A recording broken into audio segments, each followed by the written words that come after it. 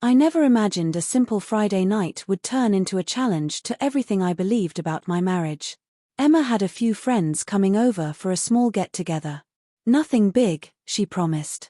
I was exhausted from work and ready to unwind, but I agreed to hang around. It was our home, after all, and I wanted to be part of her evening, even if only on the sidelines. The house buzzed with laughter, clinking glasses, and faint music drifting from the living room. I eased into the sofa, nursing a beer, trying to blend in with the background noise. That's when I saw it, the way Emma drifted closer to one of her male friends, Jake. They shared a joke, leaned in, their faces far too close for comfort. I told myself to stay level.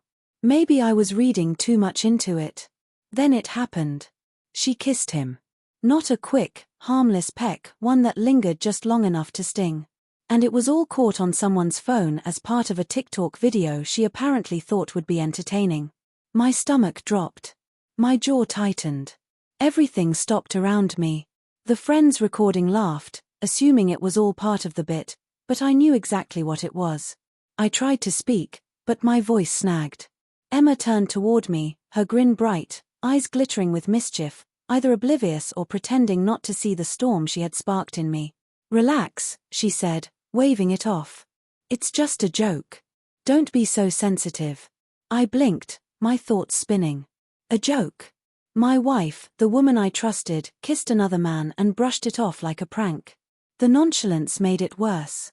It wasn't just the kiss, it was the disregard behind it.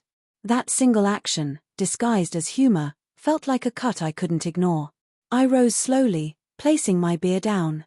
I wanted to erupt, to shout, to demand respect. But something in me held steady. The calm I'd built over the years kept me grounded. I needed to understand before reacting. Not because I was weak, but because reacting in anger would only cloud the truth. Emma noticed the shift in me. She tilted her head, confused. "What's wrong?" she asked, her tone playful but edged with curiosity. I inhaled deeply, weighing each word, letting her feel the gravity of the moment. "What's wrong?" I repeated quietly. "Emma, do you understand what you just did? That wasn't a joke. You crossed a boundary, one we agreed belonged only to us." Her smile faltered. The once lively room suddenly felt cramped, the air heavier. Her friends exchanged glances, their earlier amusement fading as they registered the seriousness she had brushed aside. Emma's eyes widened as my words settled in. She opened her mouth, ready to dismiss it again, but I stepped in before she could. "Don't try to spin this, Emma. A joke doesn't wound anyone. What you did, kissing him like that in front of everyone, isn't funny. It's disrespectful." Her friends grew still, the laughter that filled the room evaporating into an uncomfortable silence. Emma's hand went to her mouth, a nervous tick I hadn't seen from her before. "It was just for TikTok. Everyone does these silly challenges," she stammered, her voice shaking. I shook my head slowly. "This isn't about a challenge. It's about trust. About boundaries. About the promises we made not to cross certain lines even in jest." My tone stayed calm, precise, deliberate. I didn't need to raise my voice. Each word cut cleanly through the excuses she was reaching for. Her friends looked at us uneasily, realizing my reaction wasn't what they had expected. They had assumed I'd laugh it off, but the steadiness in my voice unsettled them. They weren't afraid, just aware that my restraint carried real weight.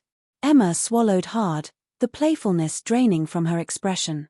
"You're overreacting," she whispered, clinging to control. I leaned in slightly, keeping my gaze locked on hers. "No. You don't get to call this an overreaction. You turned our boundary into entertainment, and now you're responsible for the fallout. We can joke about harmless things, but this wasn't harmless." She trembled, glancing around for support, but I had already claimed the moment with quiet certainty. I let a long pause settle between us, making the truth unmistakable. The silence said more than shouting ever could. Finally, she let out a sharp breath and slumped back in her chair, her confidence gone. I didn't mean to hurt you," she murmured. "I thought it'd be funny."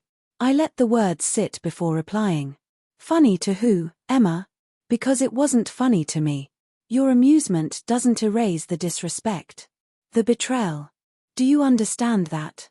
Her head lowered. The room was silent except for the distant hum of the fridge. For the first time, she wasn't dodging responsibility. She wasn't brushing it off. She was hearing the truth, the calm, unwavering truth that cut through everything else. The room remained still, heavy. Her friends shifted awkwardly, acutely aware of the shift that had happened. The carefree mood of the evening was long gone, replaced by a silence that demanded acknowledgement. I didn't break it. I let it stay. When I finally spoke, my voice was steady but firm. Emma, I love you. But love isn't permission to break boundaries or turn our relationship into a punchline. Even jokes have consequences. And this one went too far. She lifted her eyes, tears gathering, her lips trembling for the right words. I thought it was harmless, she whispered. Harmless. I repeated it softly. It wasn't harmless to me. And it wouldn't have been harmless if I had trusted someone else with what we have. Intent doesn't erase impact. Tonight, your actions spoke disregard. And that's what matters. Her defensiveness melted away, replaced by vulnerability. She finally understood, not just because of my reaction, but because everyone in the room had witnessed it. The realization washed over her. My calm left no room for excuses. No corners to hide in. I exhaled slowly, softening just enough. I'm not here to punish you, Emma. I want you to understand. We need to face this honestly, or it's going to sit between us until it grows into something worse. Do you get that? She nodded, fingers twisting in her lap. Yes, she whispered. I get it. I didn't think about it like that. I didn't think about how it would make you feel. I reached across the table, taking her hand. Then remember this moment, I said quietly. Love isn't just jokes and fun. It's respect. It's trust.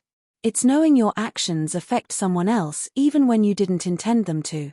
Her shoulders sagged in acceptance, the fight gone. She squeezed my hand gently, a wordless promise to do better, to be better. That night, we walked out of the room together, not as enemies, but as two people facing a truth many couples avoid. Her joke cracked the surface, but our steady, honest conversation repaired it stronger than before. I realized then that love doesn't always shout. Sometimes it speaks softly, with clarity, patience, and honesty, guiding the people you care about to see themselves clearly and choose to change.